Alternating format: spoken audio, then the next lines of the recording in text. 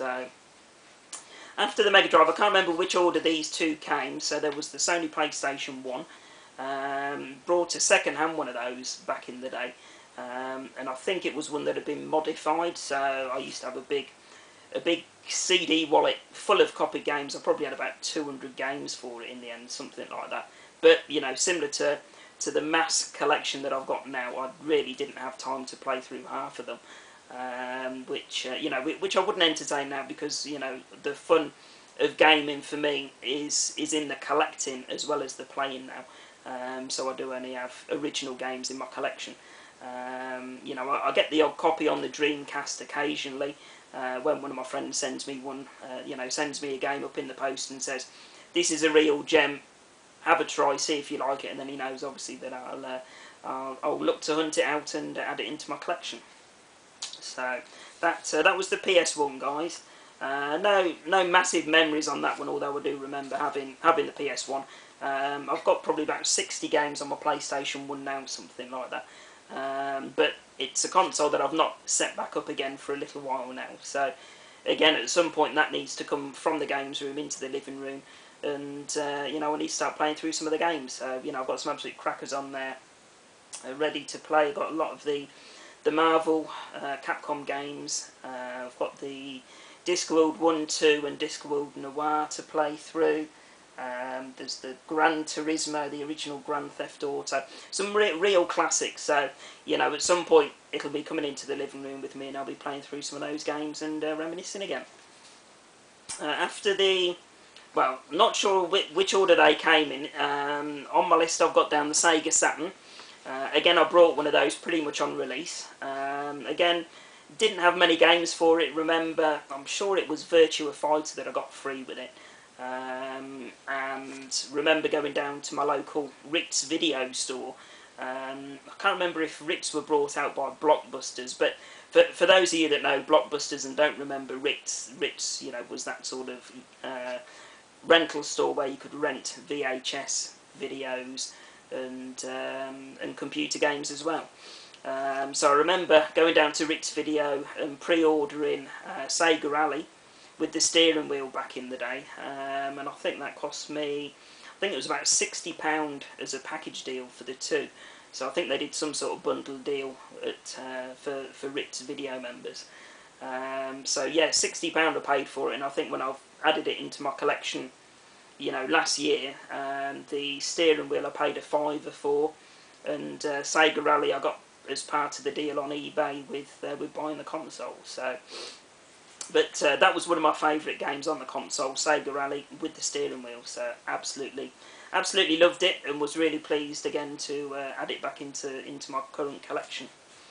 After that, guys, it was the Sony PlayStation 2. I think I had the original chunky PS2, and then I think after that I sold it and changed to the PlayStation 2 Slim.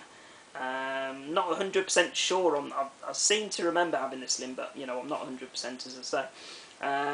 Again, I had quite a few games on there. I think it was one that I managed to get chipped at some point. So again, I had the copied games for it. And again, way too many games than I had the time to play.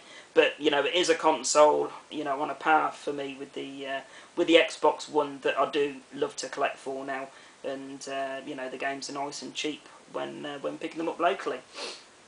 So that was that one. Very briefly, I had a GameCube after then.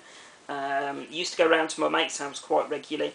He had a GameCube. We used to love playing games like Super Mario Sunshine, stuff like that. Wasn't a massive fan of it, but there was a couple of games that I used to quite enjoy. So me being an impulse buyer, I went out and brought a GameCube. Probably had 3 or 4 games for it, including Luigi's Mansion. That was one of them. Probably sold it within a few months because I got bored with it and it just sat gathering dust. So again, I'm discovering the games on the GameCube again. Now I'm back into retro collecting. And funnily enough, the GameCube was the first Nintendo console that I actually bought, so I missed out on a whole era. Being over in the UK, I think the majority of us were Sega not fanboys, but Sega was the predominant console within the UK. So, you know, as I say, I always had the Mega Drive and the Sega Saturn, etc.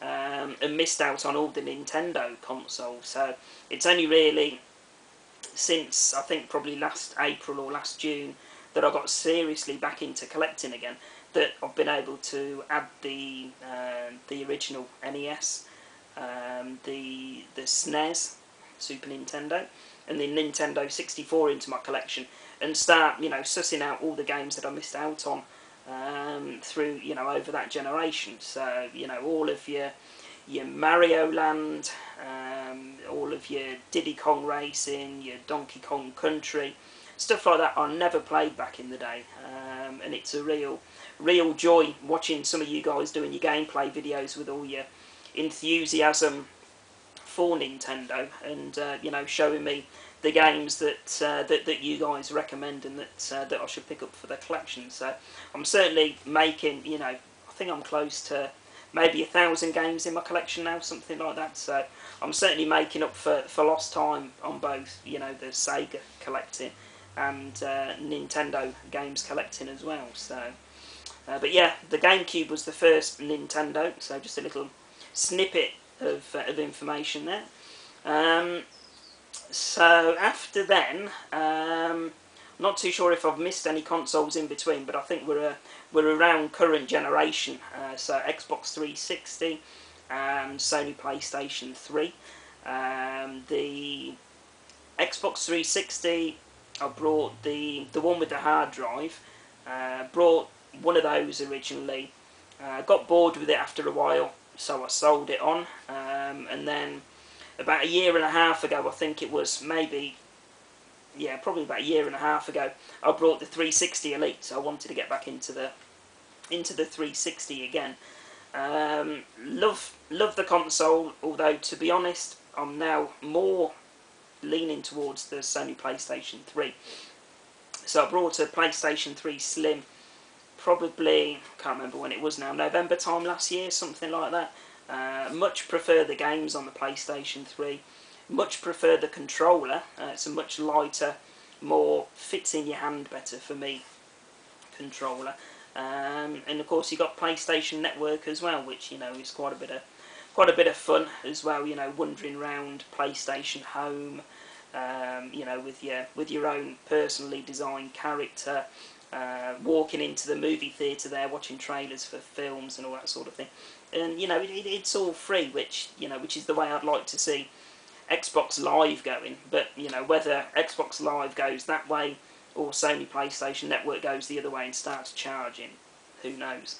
But I've got my 360 Elite and I've got my Sony PlayStation 3 Slim. Enjoyed both of them. In between that, I did have a Nintendo Wii. Couldn't get on with it at all. I enjoyed the bowling game that you got on Wii Sports. That was a lot of fun. And I think I had Carnival games and beach sports games, something like that. But couldn't really get into those at all, to be honest. So I sold it. The only regret that I have now is now they've brought out Super Mario on it. I wouldn't mind playing Super Mario, but I don't think it's enough of an urge, if you like, that it'll actually make me want to go out and pay, you know, physical money to get a Nintendo Wii back in my collection again. A couple of people I've spoke to about it in the past said, well, you know, you had a couple of bad games there. There is a lot of good games, and seems, again, some of you guys do the gameplay videos for your Nintendo Wii games, that there is some good games out there. But, you know, I'm just not, with my disability and that, I'm not really into, you know, jumping around and, you know, all of this physical stuff that you have to do with a lot of the Nintendo Wii games. So for me, it was just a personal choice, and, you know, I did sell that on.